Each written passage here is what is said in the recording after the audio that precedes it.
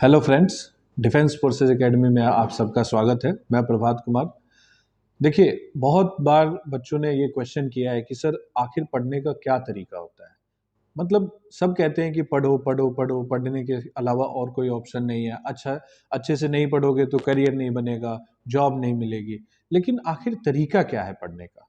तो मैं एक जनरल परसेप्शन जो मेरे एक्सपीरियंस के अकॉर्डिंग है वो मैं आप सभी के साथ शेयर करता हूँ। देखिए, टारगेट आपका कोई भी हो, जैसे डीएफए जो है वो सिर्फ डिफेंस फोर्सेस की जो एग्ज़ाम्स होते हैं, जैसे आर्मी, नेवी और एयरफोर्स से कंबाइंड जो एग्ज़ाम होता है, सीडीएस हो या फिर एनडीए हो, या फिर इंडिपेंडेंट एग्ज़ाम्स जैसे कि एफकेट हो गया या सीएपीएफ का असिस्टेंट कमांडेंट हो गया, तो ये सिर्फ ऑफिसर्स लेवल के जो एंट्री होती है उसकी प्रिपरेशन कराता है, रिटर्न और एसएसबी दोनों की।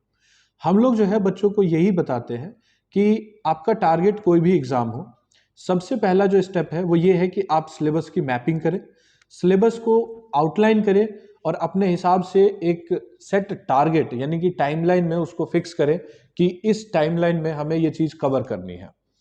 जब आपका एक बार सिलेबस कवर हो जाएगा, फिर आता है सेकेंड स्टेप। और सेकेंड स्टेप में आपको करना क्या है कि टॉपिक वाइज टेस्ट अपीयर करना है और मॉक टेस्ट अपीयर करना है। जब आप सिलेबस स्टार्ट करते हैं तब आप मॉक टेस्ट ना करें। हाँ, महीने भर के बाद, मतलब 20-25 दिन के बाद आप उसको अपीयर करना शुरू कर सकते हैं। वो इरेलीवेंट आपको मान करके चलना होगा कि आपने सिलेबस कवर नहीं किया तो उसमें परफॉर्मेंस आपकी लो होगी। उससे आपको डिमोटिवेट नहीं होना है। ये प्रीरिक्विजिट आप अपने माइंड में रखिएगा कि ये चीज़ होनी है। उसके बाद ये दोनों चीज़ें जो मॉक टेस्ट और टॉपिक वाइज टेस्ट है, ये ट्रैक करेगा कि आप पढ़ रहे हैं तो क्वेश्चंस के आंसर करने के मतलब एबिलिटी आपके अंदर डेवलप हो रही है कि नहीं हो रही। जो कंटेंट आप पढ़ रहे हैं क्या वो उस लाइन में है जिस लाइन से क्वेश्चंस बनते हैं। अगर नहीं है तो आप अपने जो सोर्सेज है, जो भी आपका मैटर है जहाँ से आप पढ़ रहे हैं, उसको आप चेंज करिए, इमीडिएटली चेंज करिए।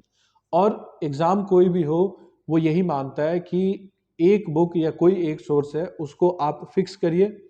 अगर कोई एडिशनल इंफॉर्मेशन मिल रही है, उसी बुक में उसको ऐड करिए। बुक लेमिनेशन करा करके और फ्रेम करा करके अलमीरा में रखने के लिए नहीं होता है, उस पर वर्क करना होता है आपको।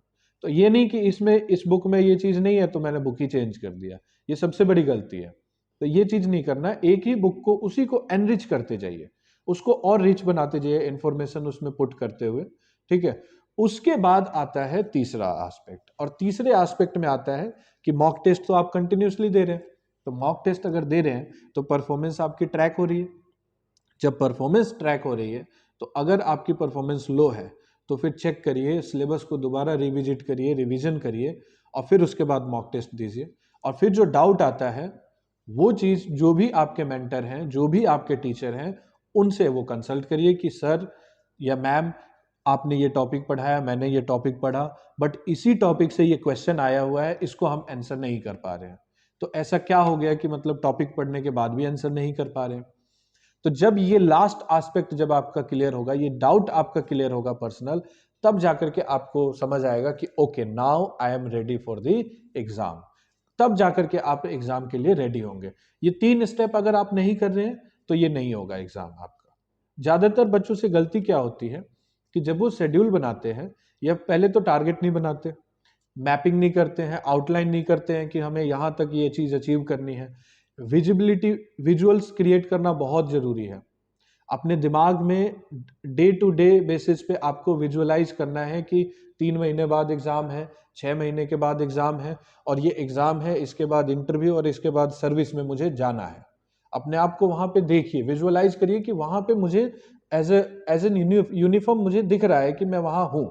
जब तक आप ये करेंगे नहीं, तब तक वो आपकी साइकोलॉजी है ना, पुश नहीं करेगी आपको कि आप और पढ़े और पढ़े और अपनी गलतियों को सुधारें। अगर कोई कोचिंग ज्वाइन कर रहे हैं, अगर कोई टीचर से आप मेंटरशिप ले रहे हैं, तो ये नहीं कि अगर उन टीचर ने या कोचिंग ने उस किसी एस्पेक्ट को टच नहीं किया तो आप फिर वहां से डाइवर्ट होके कहीं और चले गए। आपको फेथ रखना है। पहले ही चेक करिए, अगर आपको विश्वास है तो उनसे पढ़िए, उनको मेंटर बनाइए, उस जगह पे जाइए। अगर नहीं है तो मत जाइए। अगर गए हैं तो उनके ऊपर भरोसा रखिए। चीज़ें, सारी चीज़ें अकर करती हैं, ठीक है, पार्ट ऑफ लाइफ है। मैनी अ टाइम्स टीचर जो होता है वो नहीं बता पाता कई बार चीज़ें, और ऑल ऑफ अ सडन तो हो सकता है, या फिर कई बार टीचर अवॉइड करते हैं कि मिस इन्फॉर्मेशन ना पहुंचाए, और ये मिस इन्फॉर्मेशन ना पहुंचाने वाला एस्पेक्ट ज़्यादा होता है। ठीक है। तो ये चीजें हैं, आपको भरोसा रखना है खुद पे भी, आप जहां पढ़ने जाते हैं उन पे भी, जिस ग्रुप में आप पढ़ रहे हैं उस पे भी भरोसा रखना है, और जो आपके पर्सनल मेंटर हैं उन पे भी आपको भरोसा रखना है। क्या चीजें नहीं करनी है, उसमें सबसे पहली चीज है, फिक्स मत करिएगा। दिमाग को अगर आपने मजबूर करने की कोशिश करी तो दिमाग आपको मजबूर कर देगा। तो फिक्स नहीं करना है कि मुझे 8 से 10 ये करना है, इतने बाद ये करना है। जो शेड्यूलिंग होती है ना कि 9 बजे से 10 बजे तक मैथ्स, 10 से 11 ये, 12 से 13 ये एक्चुअली में दूसरे के लिए होता है। कि जो आपके बॉस है ना, आप बना के दे रहे हैं, सर आपको इतने बजे से इतने यहाँ जाना है, आपको यहाँ से यहाँ इतने बजे जाना है, वो सेल्फ के लिए कभी भी एप्लीकेबल नहीं होता है, वो सक्सेसफुल भी नहीं होगा। इस चीज का ध्यान रखिएगा। तो पहली गलती ये नहीं करनी है।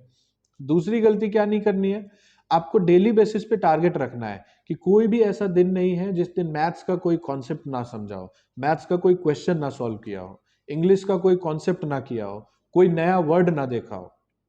जबरदस्ती नहीं कि पहले ए से शुरू करेंगे, फिर बी से शुरू करेंगे, फिर सी से। नहीं, ऐसा कुछ नहीं करना, मजबूर नहीं करना है। वर्ड देखना है, डिक्शनरी ओपन करिए, कोई भी रैंडम चीज देख लीजिए, ग्रामर ओपन करिए, कोई भी रैंडमली कोई भी टॉपिक पढ़िए। बस ये है कि आपको दिमाग में ये होना चाहिए कि आज का दिन जो है मेरा वेस्ट नहीं गया है, मैंने आज कुछ ना कुछ पढ़ा जरूर है। तो कहने का मतलब ये है, और जब भी पढ़िए, पढ़ने के बाद सोचना बहुत जरूरी है। यूपीएससी के जो क्वेश्चंस होते हैं ना, वो नॉलेज के बेसिस पे कम, और नॉलेज की एप्लीकेबिलिटी जो होती है ना वो ज्यादा होती है, कि आप उस नॉलेज को कितना अप्लाई कर रहे हैं। अब सपोज करिए कि कोई ज्योग्राफी का कॉन्सेप्ट पढ़ रहे हैं, कोई पॉलिटिकल आर्टिकल पढ़ रहे हैं, ठीक है। अब उसके ऊपर क्वेश्चन आ गया, बुक में तो फैक्ट लिखा होगा, बुक में फैक्ट होगा, और क्वेश्चंस में रीजनिंग होगी कि आप उसको समझ पा रहे हैं कि नहीं समझ पा रहे हैं। जो फैक्ट किताब में आपने पढ़ा है, क्या उसको अगर रीजनिंग के साथ आपसे पूछा जाए तो आप उसको आइडेंटिफाई कर लोगे कि हाँ यही चीज पूछी जा रही है। यही आपका जो है टेस्ट होता है। तो इसलिए अगर आप कोई पैराग्राफ पढ़ रहे हैं, फंडामेंटल राइट्स को लेके पढ़ रहे हैं, आप ज्योग्राफी के कोई मॉनसून के टॉपिक के ऊपर पढ़ रहे हैं, फिजिक्स का कोई प्रिंसिपल पढ़ रहे हैं, तो उसको पढ़ने के बाद, उस पैराग्राफ को पढ़ने के बाद 2 मिनट के लिए पॉज लीजिए और सोचिए कि इसमें कहाँ कहाँ एरर हो सकता है।